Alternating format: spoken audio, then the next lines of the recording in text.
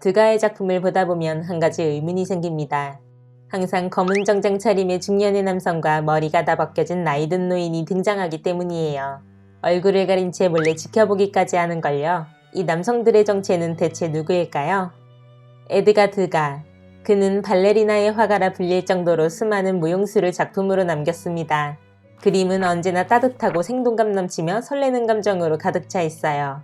드가는 1874년 시작된 인상파 초기 멤버이기도 합니다. 하지만 여느 인상파들과는 조금 다른 사람이었어요.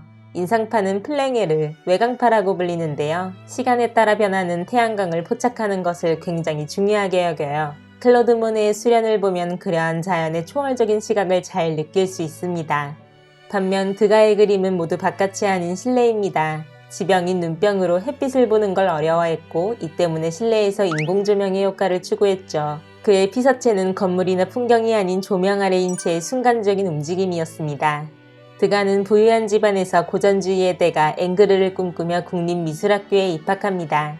이탈리아에 가서 르네상스 그림을 공부하고 올 정도로 열의가 대단했어요. 이후 전람회인 살롱에 출품하는데 꽤 평가도 좋았던 화가였죠. 그러다가 친구인 마네와 함께 인상주의의 길로 조금씩 스며드는데 다른 인상주의 화가들이 혹평을 받고 그림이 안 팔려 고전했던 것과는 전혀 달랐습니다.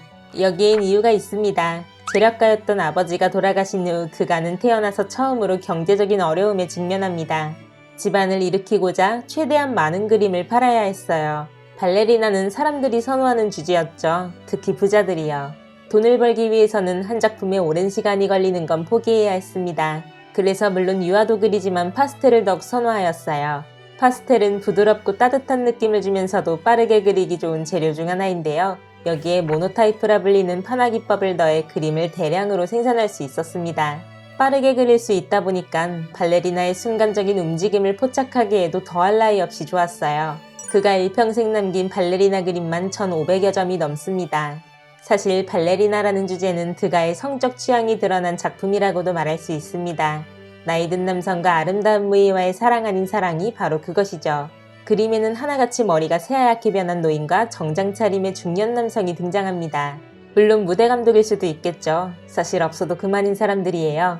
앞에 이 남성은 음악 감독처럼 보이지만 뒤에 이 두 사람은 왜 있어야 하는지 전혀 모르겠어요. 관계자라고 하기엔 너무 자세가 거만해 보이는걸요. 남성이 누구인지 이해하기 위해선 당시 발레리나가 어떤 직업이었는지를 알아야 합니다. 지금은 발레리나 하면 매우 아름답고 대단한 아티스트로 칭송받아요. 하지만 과거엔 주로 돈 없는 가난한 집안의 여성들이 선택하는 직업이었어요. 오페라하우스 발레스쿨에 등록하는 10대 초반의 소녀들은 발레리나가 되면 많은 돈을 벌 수 있었습니다. 가족의 생계를 위해 너도 나도 발레리나가 되기를 꿈꾸었어요. 공연한 대가일까요? 그럴 리가요. 부자들의 애인이 되어 일종의 후원을 받는 것이죠.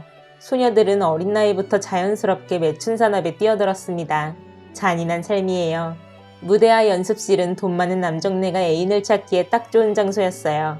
오페라 극장 앞자리에 앉은 남성들은 누가 몸매가 좋고 얼굴이 이쁘장한지 물색하기에 바빴죠. 배불뚝이 아저씨는 애인의 연습 시간을 지켜보며 언제 끝날지 지루해하는 표정이었던 거예요. 그림 속 얼굴이 가려진 남성 또한 주연과 암흑의 애인 관계였을 테죠. 돈만 많이 주면 연습실이나 리허설 무대에 들어오는 것쯤은 식은 죽 먹기였습니다. 서양 미술에서 이처럼 나이 많은 남성과 아름다운 여인을 함께 그리는 건 사실 꽤 자주 쓰이는 기법입니다. 아주 기묘하고 특이하게 느껴져요. 벨기에 화가 킹택마시의 작품을 보면 괴물인가 싶을 정도의 노인이 여인을 음흉하게 쳐다보고 있어요. 여인은 아랑곳하지 않고 남성의 턱을 부여잡습니다. 루카스 크라나흐의 작품 속에도 못생긴 노인과 미소녀가 등장하죠. 전혀 어울리지 않는 커플을 그려 넣어 그림을 더욱 에로틱하게 만듭니다. 드가도 이런 기법과 취향이 마음에 쏙 들었어요. 그는 일평생 결혼을 안 한 채 독신으로 살았고 어머니의 불륜 탓에 오히려 여성을 혐오하는 사람이었습니다. 여성의 얼굴을 제대로 쳐다볼 수 없을 정도로 말이에요. 그래서 그림을 보면 한 명도 정면을 바라보는 발레리나의 모습이 없어요. 뭔가 사선에서 몰래 지켜보는 듯한 구도예요. 하지만 그런 그에게도 성욕은 있었답니다.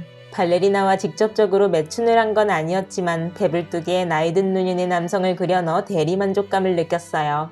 보고 있는 것만으로도 흥분되고 두근두근 가슴이 뛰었습니다.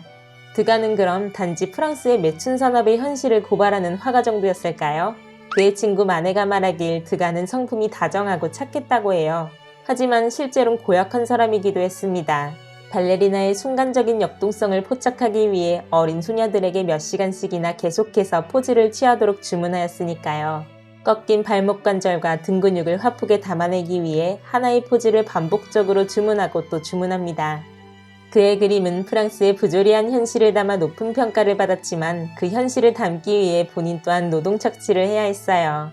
예술은 한 걸음 떨어져 뒷이야기를 알게 되면 지금까지와는 전혀 다른 시각으로 감상할 수 있게 되는 것 같습니다.